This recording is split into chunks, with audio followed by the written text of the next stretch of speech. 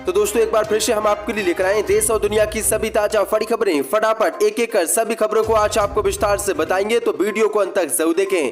दोस्तों वीडियो बनाने में हमें काफी मेहनत लगी है, तो वीडियो को दिल से लाइक कर दें। इसी बीच पहली खबर में आपको बताएंगे अमेरिका से हिंदुओं को लगा बड़ा झटका। अमेरिका सरकार ने अपनी पहली हिंदू महिला सांसद को पार्टी से निकाला बाहर। वहीं आपको बताएंगे ज्ञान वापी मस्जिद में मुस्लिमों के नमाज पर रोक लगाने के लिए हिंदू समुदाय पहुंचा कोर्ट, आज आएगा फैसला। वहीं दोस्तों अगली खबर में आपको बताएंगे गाय को लेकर सुप्रीम कोर्ट से बाबाओं को लगा झटका। सुप्रीम कोर्ट ने गाय को राष्ट्रीय पशु घोषित करने से किया इनकार, बाबा को लगाई फटकार। वहीं आपको बताएंगे आजम खान को इलाहाबाद हाई कोर्ट से मिली बड़ी राहत। भड़काऊ भाषण देने के मामले में आजम खान की गिरफ्तारी पर कोर्ट ने लगाई रोक। वहीं दोस्तों अगली खबर में आपको बताएंगे यूपी में फिर से योगी सरकार मदरसे पर चलाएगी बुलडोजर। 2 करोड़ की लागत से बने मदरसों को ढाने की है योगी सरकार की तैयारी। वहीं दोस्तों आपको बताएंगे 16 अक्टूबर से पहले सुप्रीम कोर्ट सुना सकता है कर्नाटक हिजाब बैन मामले पर फैसला। लग सकता है हिंदू संगठनों को झटका, मुस्लिम लड़कियों की हो सकती है सुप्रीम कोर्ट से बड़ी जीत। तो दोस्तों सभी खबरों को एक एक कर विस्तार से आपको बताने वाले, तो वीडियो को दिल से लाइक कर चैनल को सब्सक्राइब जरूर कर लें और हमें कमेंट बॉक्स में जरूर बताएं कि आप हमारी वीडियो को किस जिले और कौन से राज्य से देख रहे हैं। इसी बीच अगली बड़ी खबर कैलकुलेशन, अमेरिका सरकार ने हिंदुओं को दिया झटका। अमेरिका ने पहली हिंदू महिला सांसद को पार्टी से निकाला बाहर, 64 पदें। अमेरिका सरकार ने आज हिंदुओं को बड़ा झटका दिया है। दरअसल आपको बता दें कि अमेरिका सरकार ने अपनी पहली हिंदू महिला सांसद तुलसी गबार्ड को पार्टी से बाहर निकाल दिया है, जिसके बाद हिंदू समुदाय को अमेरिका से बड़ा झटका लगा है। अमेरिका की जो बाइडेन सरकार में तुलसी हिंदू समुदाय की एकमात्र सांसद थी, लेकिन अब इनको भी पार्टी से निकाल दिया गया है, जिसके बाद अमेरिका सरकार में इस समय कोई भी हिंदू महिला सांसद नहीं है, जो भारत और हिंदू समुदाय के लिए बहुत बड़ा झटका है। आपको बता दें कि गबार्ड 2013 में अमेरिकी प्रतिनिधि सभा के लिए हवाई से चुनी जाने वाली पहली हिंदू थी और बाद में उन्हें लगातार 4 बार चुना गया। पार्टी से निकाले जाने को लेकर गबार्ड ने कहा कि फिलहाल जो डेमोक्रेटिक पार्टी है वो कुछ एलिट लोगों के कंट्रोल में है। उन्होंने कहा कि श्वेत विरोधी नस्लवाद को भड़काते हैं। अगर इस पार्टी में कुछ लोग ऐसे हैं जो मेरी तरह सोचते हैं तो उन्हें भी फौरन ये पार्टी छोड़ देनी चाहिए। गबार्ड ने राष्ट्रपति जो बाइडेन की तीखी आलोचना करते हुए कहा कि उन्होंने देश में विभाजन की आग की लपटों में ईंधन डालने का काम किया है। इसी बीच अगली बड़ी खबर कैलकुलेशन, ज्ञान वापी मस्जिद में मुस्लिमों के प्रवेश पर रोक लगाने की मांग, आज कोर्ट सुना सकता है बड़ा फैसला। 64 पदें। ज्ञान वापी मस्जिद में मुसलमानों के प्रवेश पर रोक और मस्जिद हटाकर जमीन का कब्जा देने को लेकर दाखिल वाद सुनवाई योग्य है या नहीं, इस पर बुधवार को अंजुमन इंतजामिया मसाजिद कमेटी ने अपने दलीलें आगे बढ़ाई। बाद में उठाए गए सभी पैरों के अधूरे हिस्सों को आगे बढ़ाते हुए कमेटी के अधिवक्ताओं ने दलीलें दी। अदालत में अभी दलीलें जारी और सुनवाई को जारी रखते हुए अदालत ने गुरुवार की तारीख तय की है। दरअसल आपको बता दें मुस्लिम पक्ष की वकीलों ने कहा कि आदि बिस्बिस्बर नाम के देवता है ही नहीं, जबकि बाद आदि बिस्बिस्बर भगवान विराजमान व किरण सिंह 5 अन्य की तरफ से दाखिल याचिका में कहा गया है। बाद में विवादित संपत्ति को मस्जिद बताया गया जो वर्ष 1669 की बताई गई है। मस्जिद वक्फ की संपत्ति और ये संपत्ति सेंट्रल सुन्नी वक्फ बोर्ड में दर्ज है और उसको पक्षकार ही नहीं बनाया गया है। संपत्ति वक्फ बोर्ड की है, ऐसे में सिविल कोर्ट को इसको सुनने का अधिकार नहीं है। मामले में लखनऊ स्थित वक्फ बोर्ड ही सुनने का अधिकार है, इसलिए कोर्ट से हमारी मांग है कि इस याचिका को खारिज करे और जो हिंदू संगठन लगातार मांग करें कि ज्ञान वापी मस्जिद में मुसलमानों के प्रवेश पर रोक लगाई जाए, ऐसा बिल्कुल नहीं होने दिया जाएगा। इसी बीच अगली बड़ी खबर कैलकुलेशन, हिंदूवादी संगठनों को लगा बड़ा झटका। गाय को राष्ट्रीय पशु घोषित करने की मांग वाली याचिका को सुप्रीम कोर्ट ने किया खारिज, लगाई जमकर फटकार। 64 पदें। आज हिंदूवादी संगठनों को सुप्रीम कोर्ट से बड़ा झटका लगा। दरअसल आपको बता दें गाय को राष्ट्रीय पशु घोषित करने को लेकर सुप्रीम कोर्ट की सुनवाई का सभी को इंतजार था। सोमवार 10 अक्टूबर को सुनवाई हुई। इस दौरान जस्टिस A.K. कौल और जस्टिस अभय S. ओका की बेंच ने याचिकाकर्ताओं के वकील को खूब फटकार लगाई और मामले पर सुनवाई करने से इनकार कर दिया। साथ ही सुप्रीम कोर्ट ने वकील पर जुर्माना लगाने की बात कही, जिसके बाद याचिका वापस ले ली गई और मामला खारिज हो गया। दरअसल आपको बता दें याचिका में सुप्रीम कोर्ट से मोदी सरकार को निर्देश देने का अनुरोध किया गया। निर्देश ये कि केंद्र की मोदी सरकार गाय को राष्ट्रीय पशु घोषित करने पर विचार करे। याचिका में तर्क दिया गया कि गौ सुरक्षा बहुत महत्वपूर्ण है। याचिका में गायों की रक्षा करने की मांग की गई थी। ये गैर सरकारी संगठन गोवंश सेवा सदन और अन्य की तरफ से दायर की गई एक जनहित याचिका थी, जिस पर सुप्रीम कोर्ट ने लगातार इन भगवाधारी गुंडों को लगाते हुए इस याचिका को खारिज कर दिया। इसी बीच अगली बड़ी खबर का क्वेश्चन, सुप्रीम कोर्ट ने मोदी सरकार से मांगा जवाब, आरबीआई को भी नोटिस जारी, कहा क्या आपको नोटबंदी करने का अधिकार था, बताए मोदी सरकार। 64 पदें। मोदी सरकार द्वारा 2016 में लिए गए नोटबंदी के फैसले के संवैधानिक महत्व पर बुधवार को सुप्रीम कोर्ट ने मोदी सरकार के खिलाफ बड़ा कदम उठाया है। कोर्ट ने नोटबंदी के फैसले पर अब आरबीआई और मोदी सरकार से जवाब मांग लिया है। बता दें कि सुप्रीम कोर्ट की 5 जजों की संविधान पीठ ने यह जवाब मांगा है।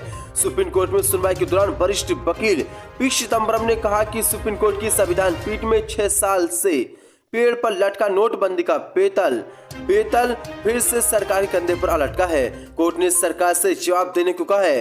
दरअसल कोर्ट ने मोदी सरकार के 7 नवंबर 2016 को आरबीआई के नाम लिखे पत्र और अगले दिन नोटबंदी के फैसले से संबंधित फाइलें तैयार रखने को कहा है। पीठ ने कहा कि मुख्य सवाल यह है कि क्या सरकार के पास आरबीआई अधिनियम की धारा 26 के तहत 500 और 1000 रुपए के सभी नोटों को बंद करने का अधिकार है।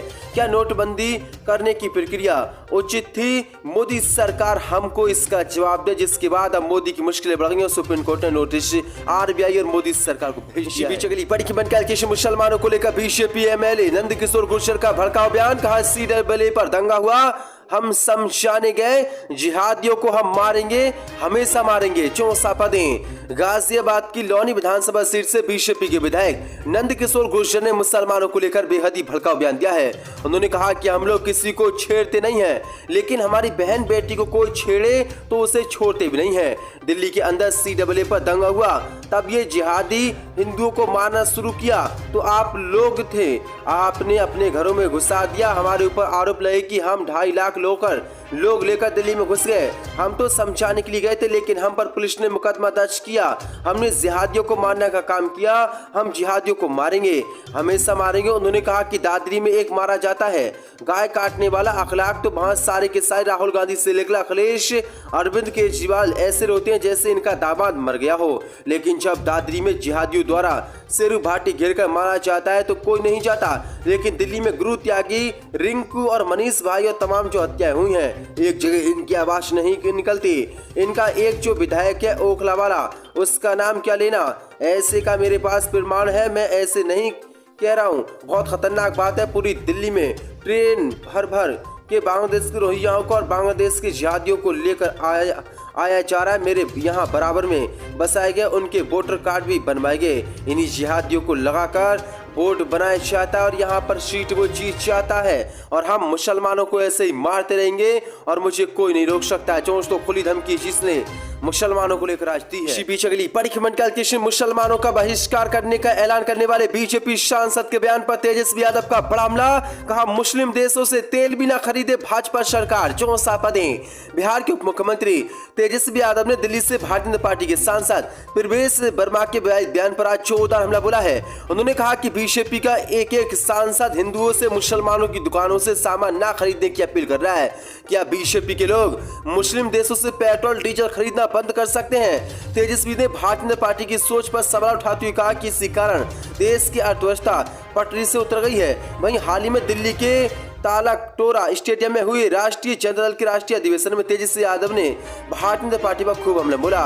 उन्होंने बीजेपी पार्टी के सांसद प्रवेश वर्मा का नाम लिए बिना उनके एक विवादित बयान पर कटाक्ष किया। तेजस्वी यादव ने कहा कि बीजेपी का एक सांसद वो ज्ञान बांटता है कि मुसलमानों से जितने मुसलमान हैं जो रेहड़ी पर फल बेचते हैं, गुमटी में दुकान लगाते हैं, वहां से हिंदू लोग कोई सामान नहीं खरीदें। तेजस्वी यादव ने कहा कि इन लोगों की क्या सोच है, बीजेपी वालों को बता दीजिए कि मुस्लिम देशों से जितना पेट्रोल डीजल आता है वहां से तेल लेना बंद कर देंगे क्या? खाड़ी देशों में कितने भी भारतीयों की आबादी स्थानीय लोगों से भी अधिक है।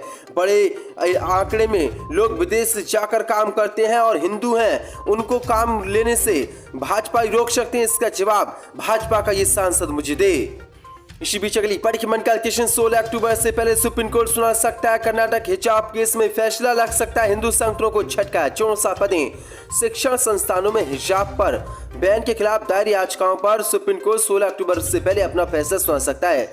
सुप्रीम कोर्ट में कर्नाटक हाईकोर्ट के फैसले को चुनौती दी गई है।